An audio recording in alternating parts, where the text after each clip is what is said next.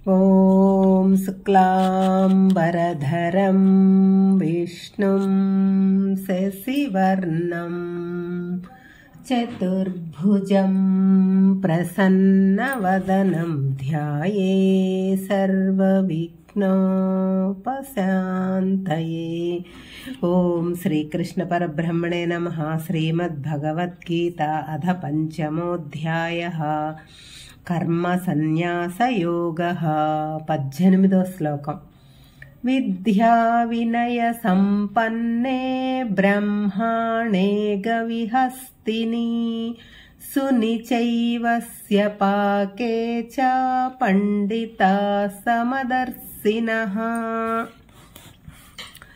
పైన చెప్పబడిన జీవన్ముక్తుడు ఎలా ఉంటాడు అనే విషయం ఈ శ్లోకంలో వివరించారు.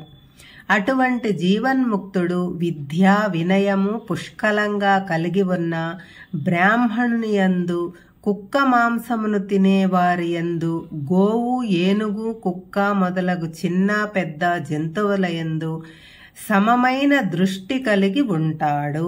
ఈ శ్లోకంలో పరమాత్మ మనకు ఒక విషయం చెప్పారు. మానవుల మధ్య తరతమ భేదములు ఉండరాదు, సమానత్వం ఉండాలి. అంటే నేటి సోషలిజం ఆనాడే పరమాత్మ చెప్పాడు అనుకోవచ్చు. పరమాత్మ దీనిని ఒక్క జ్ఞానులకే పరిమితం చేశాడు. కానీ ఈ సూత్రం మానవులందరికీ ఆచరణీయము. పరమాత్మ ఈ సోషలిజాన్ని ఆత్మపరంగా చెప్పాడు. జ్ఞానులు ఈ చరాచర సృష్టిలో ఉన్న జీవరాశులను అన్నింటినీ సమానంగా చూస్తారు. అన్ని ప్రాణులలో ఉన్న ఆత్మను చూస్తారు, కానీ శరీరాలను కాదు. అన్నిటి మీద సమభావము కలిగి ప్రేమ, దయ, కరుణ కలిగి ఉంటారు. ఎవరిని ద్వేషించరు. మనం మానవులం కాబట్టి మానవుల దృష్టాంతాన్ని తీసుకున్నాడు పరమాత్మ. తరువాత మనతో పాటు జంతువులను కూడా ఉదాహరణగా తీసుకున్నాడు. మానవులలో అసలు తప్పు చేయనివాడు, తప్పు చేయటానికి అర్హత లేనివాడు, వేదములను శాస్త్రములను చదువుకున్నవాడు, విషయము కలవాడు మొదలగు లక్షణములు కలవాడిని బ్రాహ్మణుడు అని అంటారు. అంతేకాని పుట్టుకతోనే ఎవరూ బ్రాహ్మణులు కారు. విద్య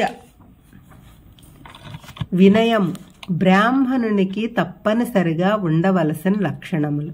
అందుకే అతనిని ఉదాహరణగా తీసుకొని చెబుతున్నారు.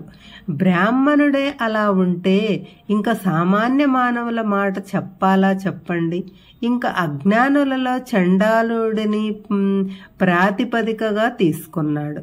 ఇక్కడ చండాలుడు అంటే ఒక కులానికి చెందినవాడు కాదు, ఏమీ తెలియని వాడు అజ్ఞాని, దుర్మార్గుడు, నీచుడు, సంస్కారహీనుడు అని అర్థం చేసుకోవాలి. వీళ్ళు ఇద్దరూ తాము ఆచరించే వృత్తులలో ఉన్నతత్వానికి అధమత్వానికి ప్రతీక. అంటే రెండు ఎక్స్ట్రీమ్. బ్రాహ్మణుడి కన్నా పైవాడు లేడు, చండాలుడి కంటే తక్కువవాడు లేడు. అందుకే వీళ్ళిద్దరినీ సంఘంలో ఉత్తమ అధమ జన్మలకు ప్రతినిధులుగా ఎన్నుకున్నారు. అలాగే జంతువుల్లో కూడా గోవును మనం పూజిస్తాము. దానిని ఉత్తమమైన సాధు జంతువుగా పేర్కొంటున్నాము. తరువాత ఏనుగు మన మధ్య ఉండదు, అడవుల్లో తిరుగుతూ ఉంటుంది. అన్ని జంతువుల కంటే భారీ శరీరం కలది, కానీ పూజనీయము కాదు. కాబట్టి దానిని మధ్యమ జాతికి ఎన్నుకున్నాము. తరువాత కుక్క పెంపుడు జంతువు. కుక్క తినకూడని పదార్థాలు కూడా తింటుంది. కుక్క మాంసము తినడం నిషిద్ధము. ఈ ప్రకారంగా ఉత్తమ, మధ్య, అధమ జాతికి చెందిన 3 రకములైన జంతువులను ఉదాహరణకు తీసుకున్నారు. ఇంకా పరమాత్మ ఏం చెప్పాడో చూద్దాం. వేద శాస్త్రములు చదువుకొని జ్ఞాని అయిన వాడిని, ఏమీ తెలియని చండాలుడిని, పవిత్రమైన గోవుని, అడవులలో తిరిగే ఏనుగును, సర్వభక్షణ అయిన కుక్కను, వీటి అన్నింటిలో కూడా పరమాత్మ ఆత్మస్వరూపుడుగా వెలుగుతున్నాడు. కాబట్టి అన్నింటినీ సమంగా చూడాలి.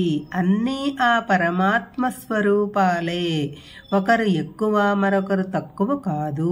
సృష్టిలోని అన్ని జీవరాశులను సమానంగా ఆదరించేవాడు జ్ఞాని, కానీ చదువుకున్నవాడు కాదు అని పరమాత్మ సందేశం. వేదములు శాస్త్రములు చదువుకొని ఉంటారు, కానీ నన్ను అంటవద్దు, నువ్వు అంటరాని వాడివి అని చీదరించుకుంటారు. అటువంటి వారు ఎంత చదువుకున్నా అజ్ఞానులే.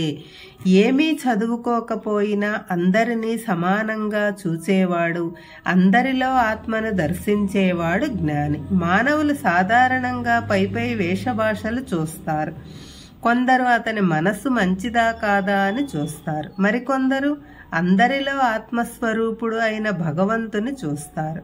మొదటి రకం వారు అధములు. వారికి దేహ సౌందర్యం ముఖ్యం. పొడుగు, లావు, అందము, ఐశ్వర్యము, అతని చదువు, వేషభాషలు ఇవే కనపడతాయి. వారికి కావలసింది ఇవే. వాడు మంత్రి కొడుక, వాడికి ఎంత ఆస్తి ఉంది, ఇవే ఆలోచనలు. మరికొందరు మనో సౌందర్యం చూస్తారు. వారు కొంచెం బెటర్. వీరు ఎదుటివారి మానసిక స్థితి, అతని జ్ఞానము, సంస్కారము చూస్తారు. పై వేషభాషలు ఎలా ఉన్నా ఆత్మ సౌందర్యం ముఖ్యము అని తలుస్తారు. వీరు మధ్యములు. ఇంకా ఉత్తములు ఎవరు అంటే అన్ని జీవరాశుల్లోనూ పరమాత్మను దర్శించే వారు. వారు ఆత్మజ్ఞానులు, తెలిసినవారు. అటువంటి వారు సమస్త జీవరాశుల యందు సమభావం కలిగి ఉంటారు. ఎవ్వరి మీద కోపము, ద్వేషము ఉండదు. మనలో ఎక్కువ మంది బాహ్య సౌందర్యానికి ప్రాధాన్యత ఇస్తే అతి తక్కువ మంది మానసిక సౌందర్యానికి విలువ ఇస్తారు. ఉత్తములు అయిన వాళ్ళు చాలా అరుదు. అట్టివారి గురించి పరమాత్మ ఈ శ్లోకంలో వివరించారు. మనం అందరం ఆ స్థితికి చేరుకోవాలని పరమాత్మ ఆశ. లవ్ ఈజ్ గాడ్, ప్రేమే దైవము అని మనం చదువుకుంటున్నాం, కానీ ఆచరించము. ఈ ప్రేమ మనుషులకే కాదు, సమస్త జీవరాశులకు చెందినది. మానవత్వం కలిగిన మానవుడు తన ప్రేమను సమస్త జీవరాశుల మీద చూపించాలి. కానీ నేడు మానవుడు మానవత్వం మరిచిపోయాడు. సాటి మానవులనే హింసిస్తున్నాడు, చంపుతున్నాడు.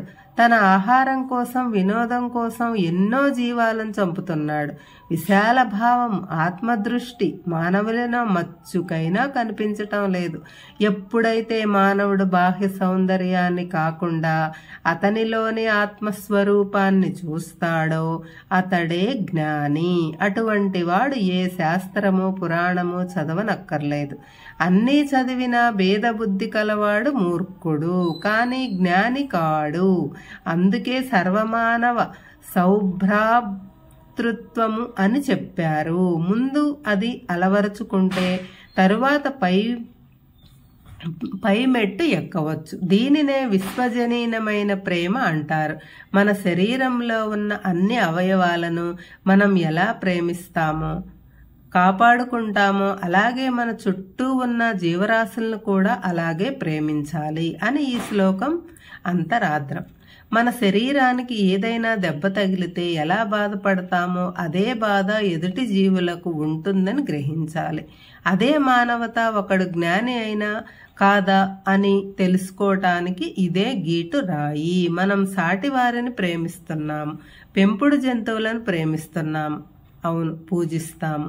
గజేంద్ర మోక్షం భక్తితో చదువుతాము. కానీ మానవుల మధ్య కులము, జాతి భేదాలు కల్పించి కొంతమంది నీచంగా చూస్తాము. అది జ్ఞానవంతుల లక్షణం కాదు అని అంటున్నాడు పరమాత్మ.